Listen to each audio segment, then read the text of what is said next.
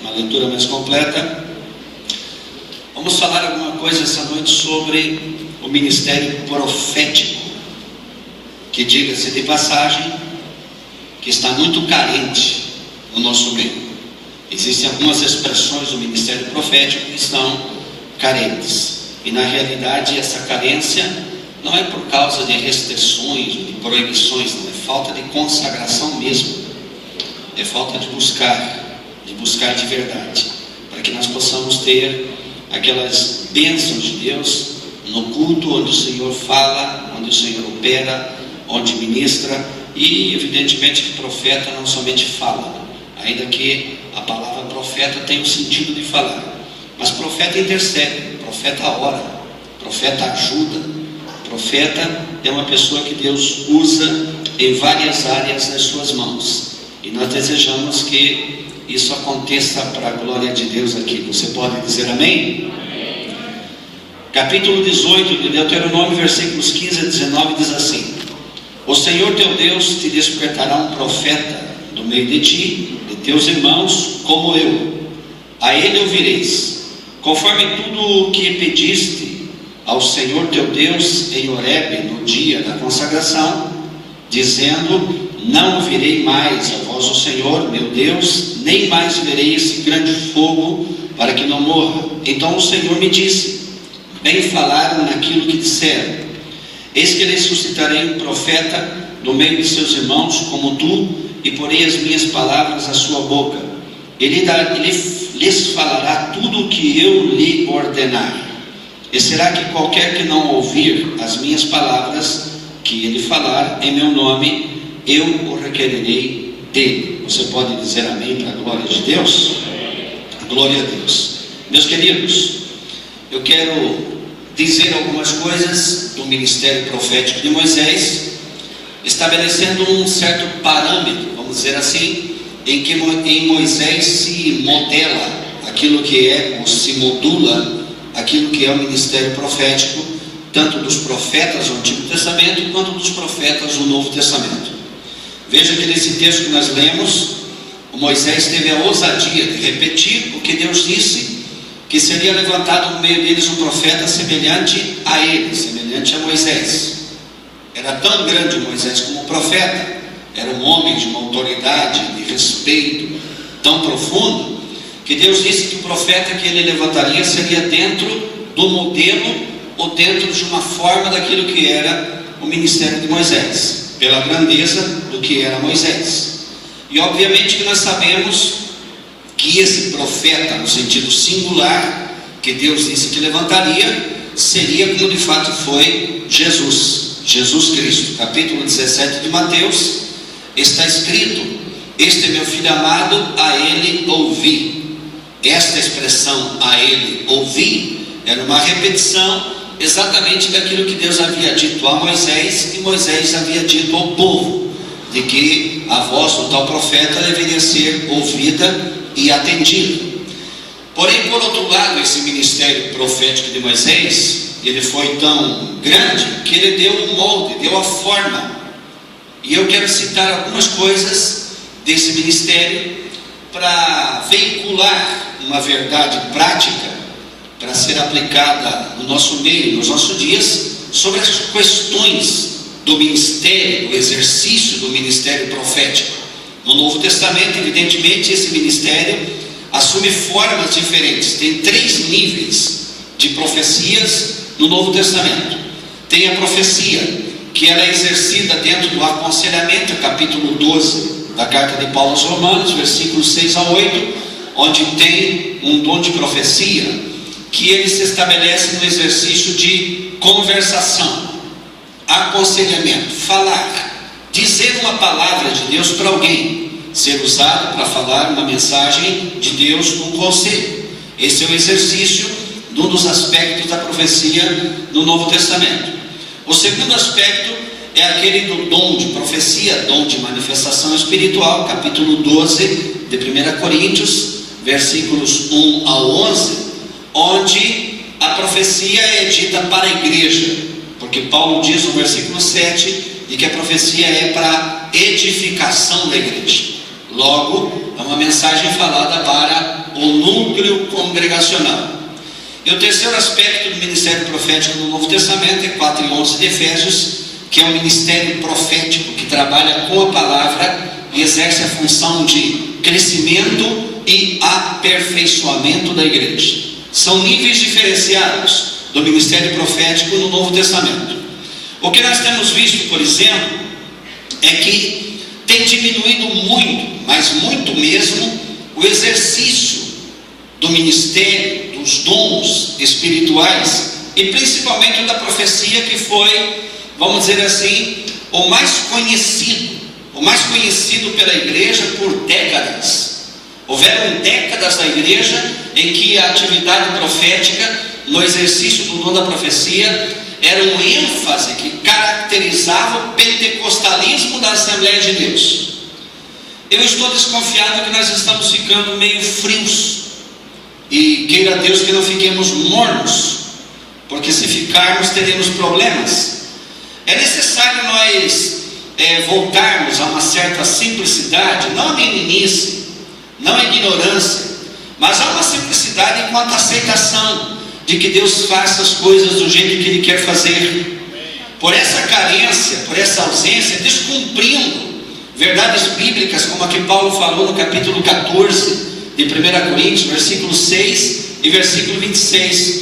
Paulo disse: vocês, quando se reúnem, vocês têm profecia, têm línguas, têm variedade, têm interpretação, têm visão, têm sonho, têm doutrina, têm salmo, têm cântico, têm hino. Faça-se tudo para edificação com ordem e decência. Mas a palavra tem é a que carrega o significado no texto. Tem. E eu pergunto para você hoje: em todas as reuniões tem, mas de forma muito silenciosa.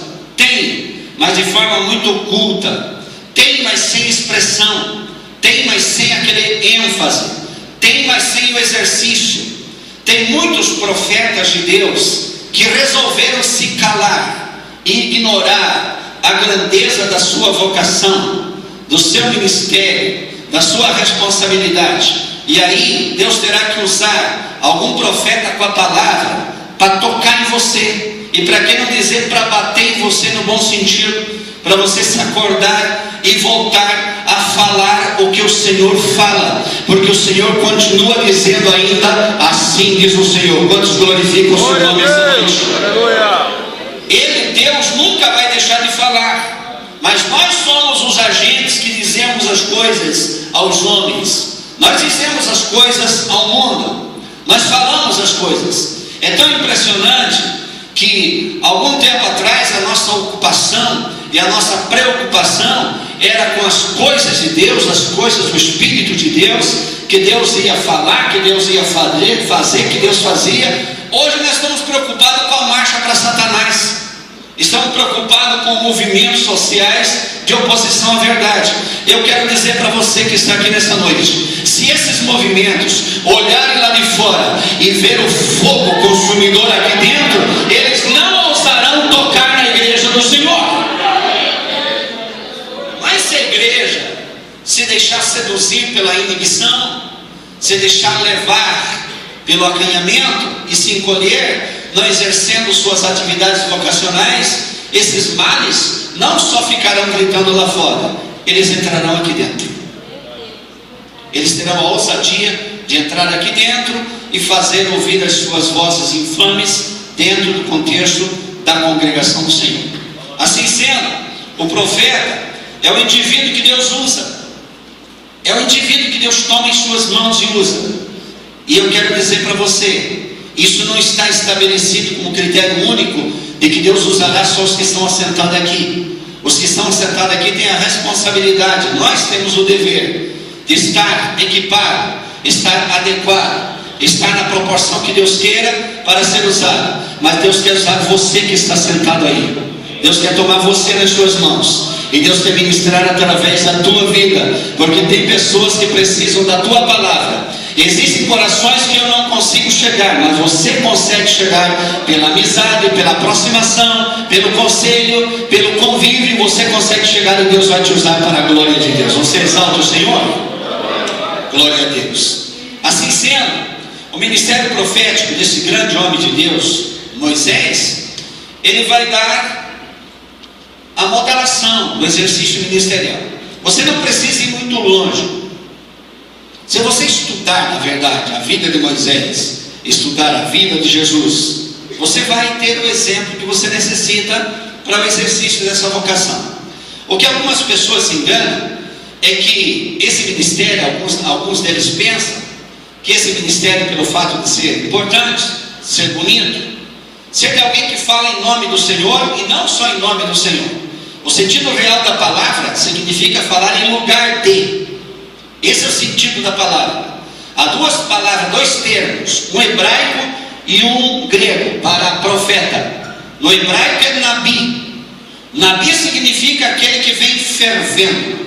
É o profeta fervoroso. É o profeta que está explodindo por causa da inspiração. É aquele cuja autoridade no falar não tem nada que o faça voltar atrás. Ele simplesmente fala. Ele simplesmente diz o que Deus manda. E nem se importa com as consequências. Não está nem aí com as consequências.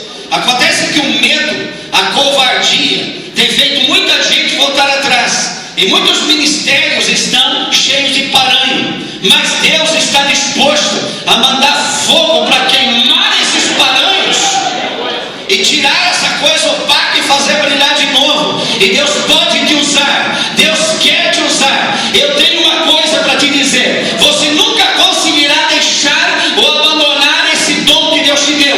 Ele está encarnado em você, ele faz parte de você. Você nunca poderá dizer perdi. Não tem como dizer perdi, porque ele não é um objeto que está no teu bolso. Ele está dentro de você. Basta um toque, uma gota de azeite e uma faísca de fogo e pega fogo. Só uma gota de azeite e uma faísca é suficiente. Nem é preciso carruagens de fogo e cavalo de fogo e anjo de fogo, espada de fogo e esse fogaréu todo. Nem é preciso. Uma gota de azeite e uma faísca de fogo, Deus faz acender tudo outra vez e você vai sentir a unção de Deus vibrar na tua vida de novo. Aleluia, glória a Deus. Assim sendo, esses ministérios acabaram por algum motivo: materialismo, desleixo, abandono do processo consagratório devocional, a ausência da palavra, desinteresse, desqualificação quanto à importância desta tarefa sublime. As pessoas acharam que não valia mais a pena, ou em alguns casos também pelo fato de não ser ouvido na proporção em que achava que deveria ser ouvido. Você é alguém chamado por Deus para dizer o que Deus manda? Não significa que todo o povo vai te ouvir. Já leu porventura 53:1 de Isaías? Quem deu crédito à nossa pregação? Quem foi que ouviu a nossa voz? A quem se estendeu o braço do Senhor? Porventura, a questão da rejeição não é um fator experimentado por todos os profetas do Antigo Testamento? Mas mesmo aqueles que eram rejeitados por reis e até por nações, eles simplesmente diziam: veio a mim e sobre mim o peso da palavra do Senhor. E quando vinha sobre eles o peso era a responsabilidade. Quando vinha sobre eles, não tinha nada que pudesse detê-los. E aí você lê acerca de Amós, o pregador, profeta, boiadeiro, colhedor de sicômoros ou figos silvestres, o homem que trabalhava atrás de uma carruagem, de um carro de boi. Mas ele um dia foi chamado, e aí quando estava profetizando, o sacerdote de Samaria disse para ele: profeta, vai para Jerusalém. Ninguém pode suportar o peso da tua mensagem, nem o rei Jeroboão e nem Samaria pode suportar. Vai para Jerusalém, vai para junto dos teus, profetiza lá e come o teu pão lá. Porque tem gente que pensa de que profetas de Deus profetizam por pão. E aí está o engano. Ainda tem profeta que não se vende. Ainda tem profeta que não profetiza para ganhar dinheiro, não profetiza para receber aplauso, não profetiza para ser admirado, não profetiza para ser aceito. Ele profetiza para que a verdade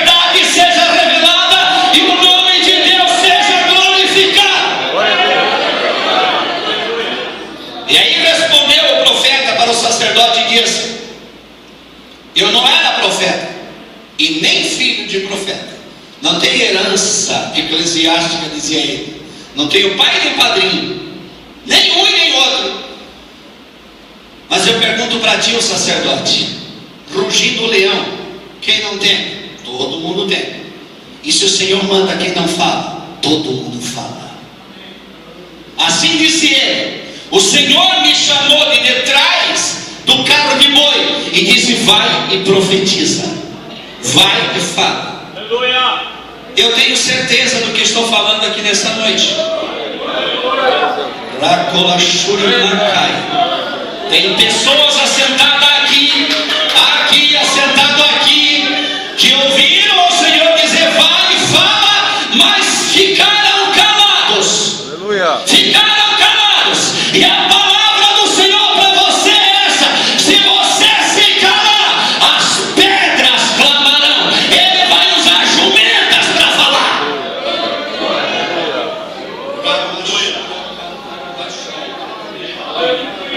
Se você se calar, ele vai usar o inanimado e o irracional. Só que você vai ter uma continha para acertar com ele.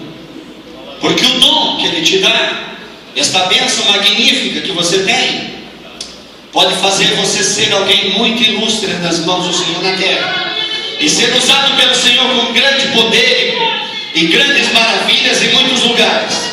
Mas se você se negar a isso, e você não quiser exercer isso, no dia do juízo, isso será usado como instrumento júdico contra você. Você não poderá dizer: não deixaram, não permitiram, me atrapalharam. No dom que Deus te deu, tem tanto poder que não tem ninguém que possa te parar se você crer. Amém. Aleluia. Glória a Deus.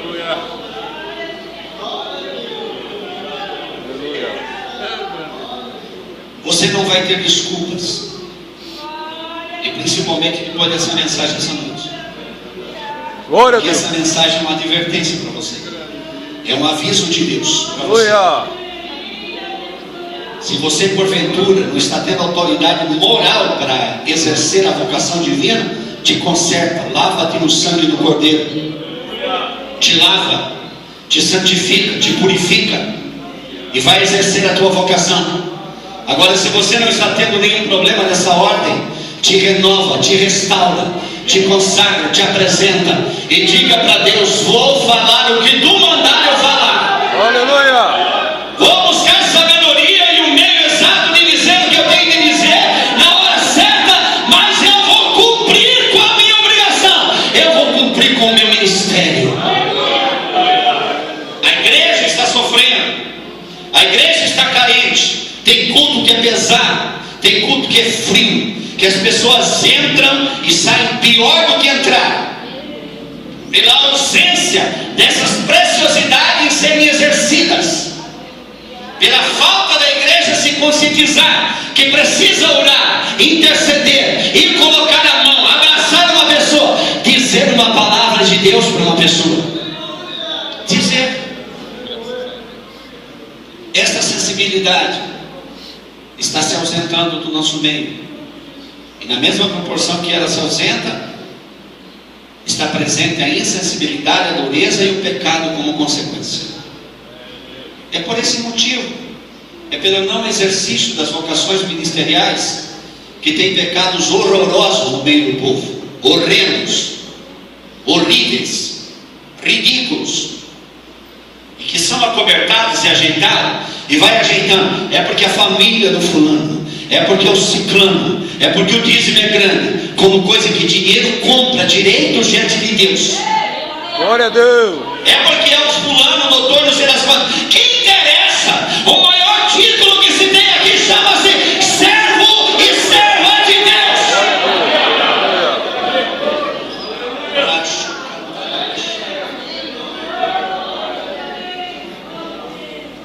Por essa razão e a ausência do exercício dessas vocações, do cumprimento do que Paulo diz: quando vos reunis, vocês têm essas coisas lindas, essas riquezas espirituais. No capítulo 12 de 1 Coríntios, Paulo disse que ele repartiu os dons conforme a sua vontade, versículo 11. E do versículo 5 ou 7, depois de falar da variedade de dons e vocações e de ministério e de operações, Paulo diz: e a um ele deu, e a outro ele deu, e a outro ele deu, e ele vai dizer a um, e a outro, e a outro, e a outro. Ele não diz deu tudo para um só. Não diz, deu tudo para o pastor que ficou 40 dias em consagração, e ele então é simplesmente, ele é o arquétipo, ele é o apóstolo, ele é o bispo. Como disse um pastor, daqui a pouco vai aparecer um Jeová Júnior por aí. Ele é simplesmente um magnífico. Pensa que Deus idealizou isso para a igreja? Não. Deus idealizou que toda a igreja seja membro do seu corpo e usada, cada um na sua vocação. Amém. Glória a Deus. Fala, Jeová. Usado. Sabe o que está acontecendo hoje com a igreja? Está acontecendo hoje que o pastor está assumindo uma responsabilidade de ele ser simplesmente o único em relação à sua congregação, e a igreja toda são tudo assistente. O sangue de Jesus tem poder. O sangue de Jesus tem poder. Tudo assistente, bem sentado nas cadeiras almofadas. Vamos ver o que vai acontecer. O sangue de Jesus tem poder. Aleluia. Outros crentes um pouquinho mais animados, vem cá, eu vim para receber. Por que tu não vem para dar alguma coisa para Deus? Para dar louvor, dar culto, dar adoração. Por que você não vem para dar em direção a alguém uma oração intercessória? Aí vem, ou vem para receber, ou vem para assistir. Onde estão os crentes que fazem parte do culto, que dão glória a Deus, que oram, que falam língua, que profetizam e são usados nas mãos do Senhor? Onde estão eles? E não adianta dizer é por causa do ministério. Não, é por causa de você.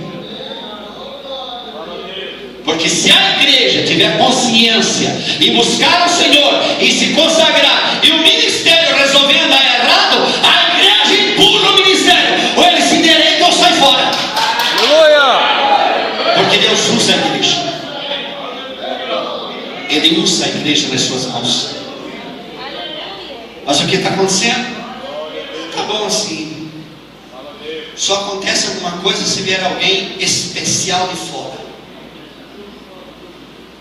É isso que está acontecendo. Só se vier alguém importado, empalhado, empacotado, lá das Américas. Aí acontece alguma coisa. Ele tem uma unção. Aponta o dedo assim, puf, cai. Sopra, cai todo mundo. Ele tem um hálito que é uma bênção. Sangue de Jesus tem poder.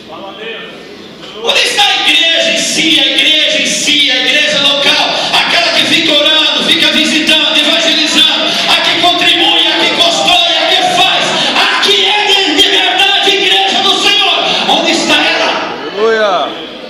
Ela está aqui, ó. Ela tem que estar aqui na minha frente, ela tem que estar aqui em mim, ela tem que ser eu e você. Aleluia.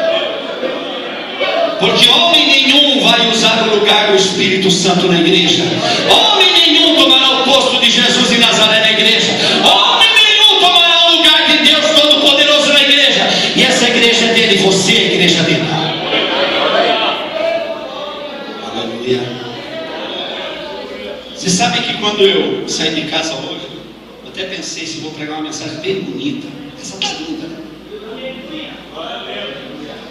A bonita assim no sentido de ser suave. Essa parte do suave tu esquece. E eu estava sentado aqui e eu estava lutando com o Senhor com esse assunto. Senhor, mas tem misericórdia. O Senhor sabe que eu vou dizer uns negócios muito pesados. Faz tempo que eu não venho aqui. Vou ficar mais tempo ainda sem vir, certo? Não. Mas querido, não importa. O que importa é que a palavra alcance o teu coração e você volta a ser o profeta que você era. Volta a ser o profeta que você era. Volta a ser a pessoa que se alegrava na presença de Deus, que não se importava em falar língua estranha quando recebia inspiração, que não tinha temor nenhum de lugar nenhum e falava o que Deus mandava. Aleluia! Glória a Deus! Tem crente que tem uma prudência que mais parece um etiquetismo. suposta prudência deles.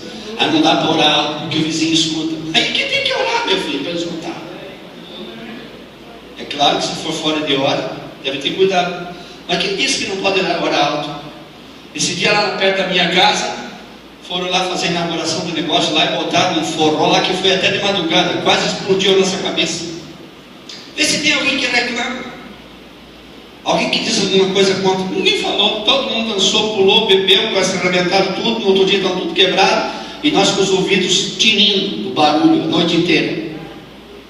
E tem crente que ele acha que a oração tem que ser uma coisa encolhida, não pode se soltar, não pode deixar Deus usar. Irmão, o sangue de Jesus tem poder. Esse etiquetismo tem que sair. Você tem que ter uma liberdade, um exercício de simplicidade e deixar Deus usar você onde Ele quiser te usar.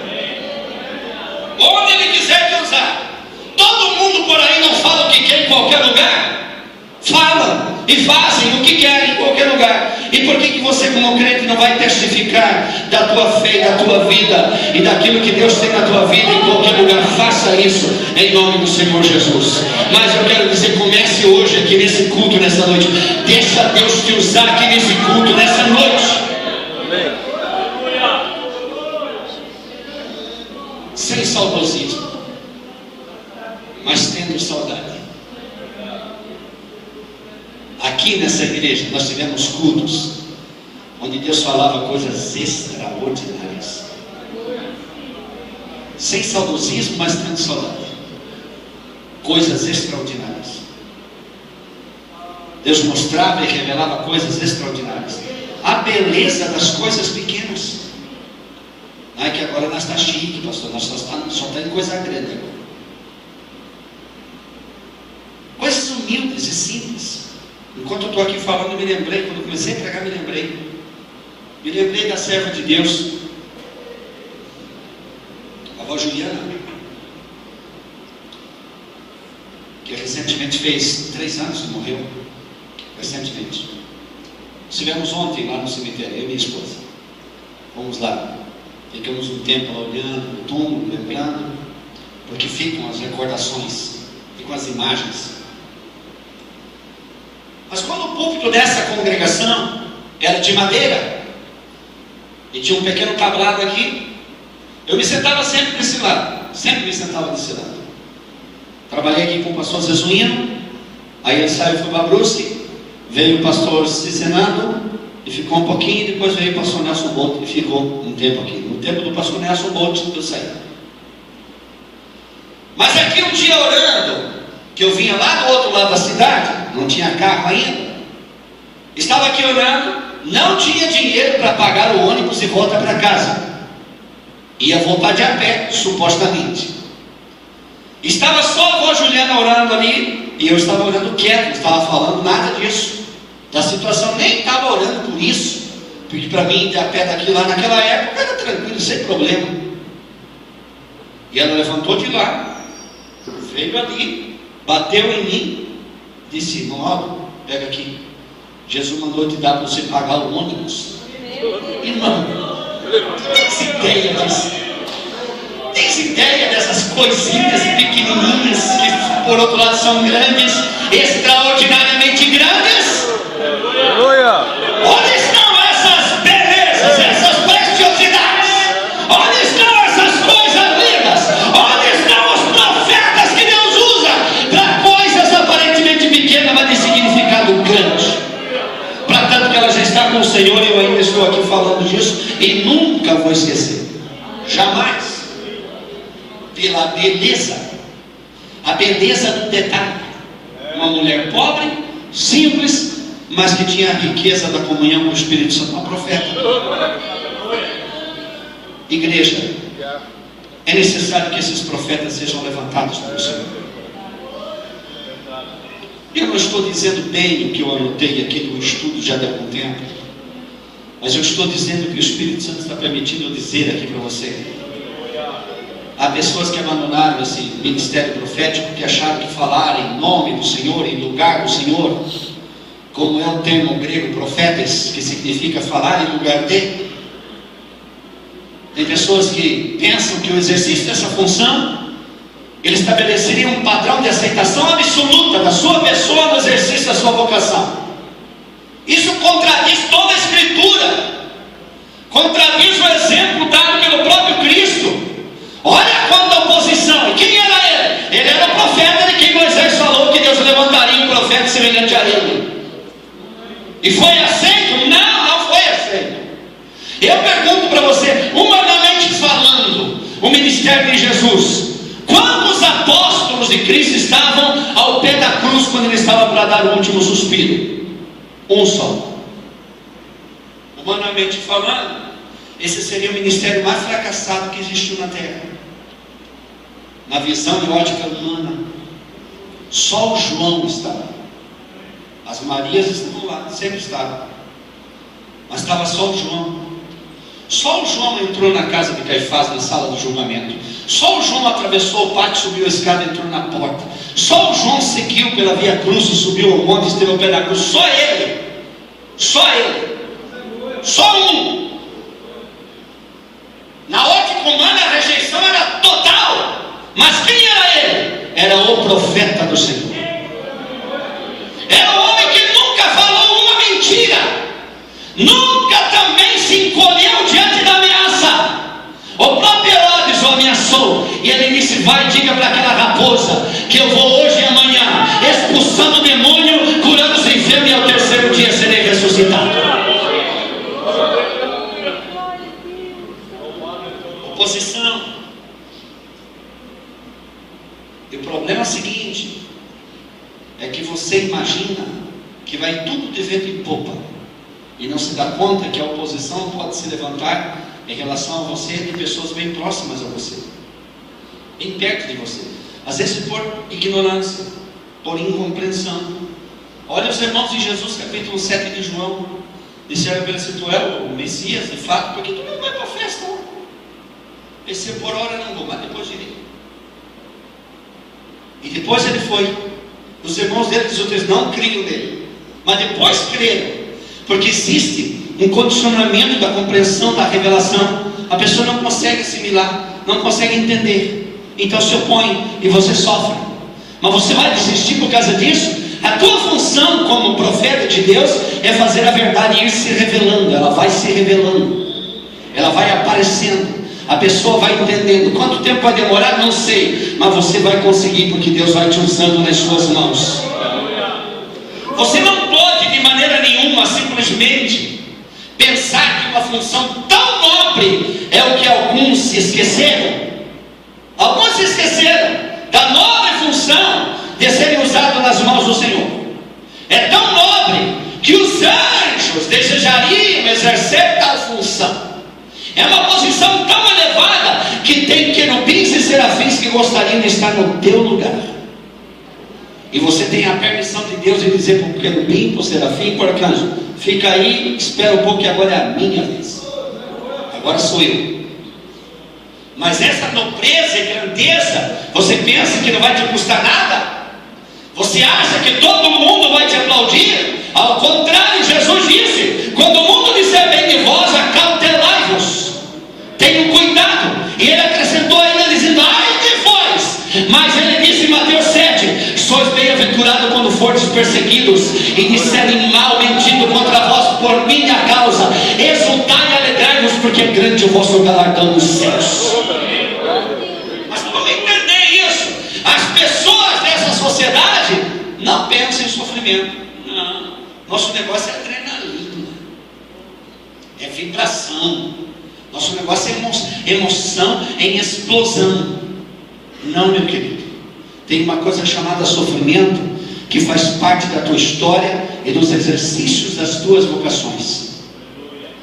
E não tem. Se você exerce influência sobre alguém, alguém reage contra você. Toda ação pode provocar uma reação, e toda reação pode ser um elemento de oposição, e você vai sofrer. Mas você vai abandonar o teu nome? Ah, não vou pregar mais porque disseram que não gostaram da minha pregação. No meu caso, só de bravo sou capaz de pregar a mesma mensagem de novo. Se me provocar, faço isso. No meu caso é assim.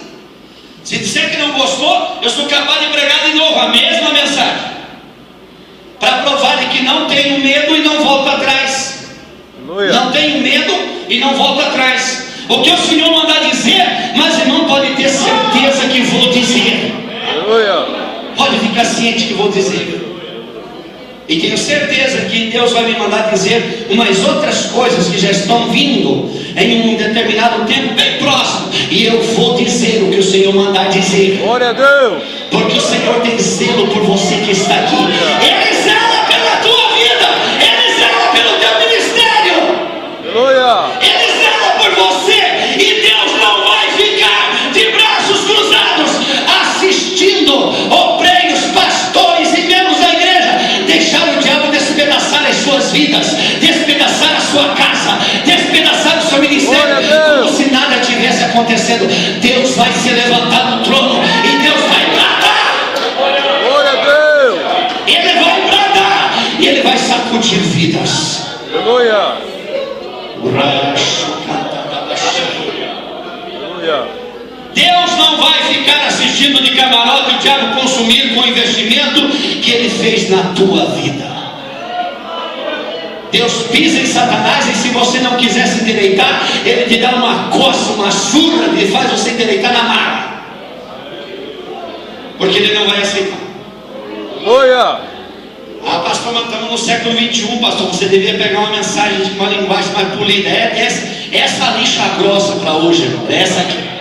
Amém. Ele vai te pegar. Aleluia. Ele vai pegar você.